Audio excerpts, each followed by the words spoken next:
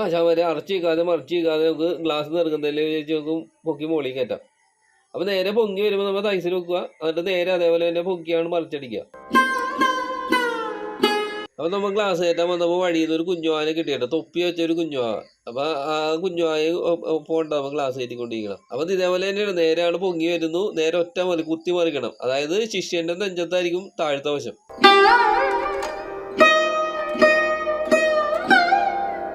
എന്നാൽ പിന്നെ മച്ചമ്പി ഗ്ലാസ് വെറുതെ വെക്കണ്ട, നമുക്ക് നിറങ്ങുന്നതിൽ ഒരു മരം കമത്തി വെക്കാം. തേക്കിൻ്റെ പീസാണ്.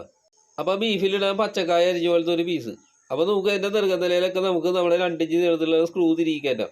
അതേപോലെ തന്നെ നമ്മൾ ഇത് പശയും ഇട്ട് കൊടുക്കണ്ട, റോളിലെത്തി.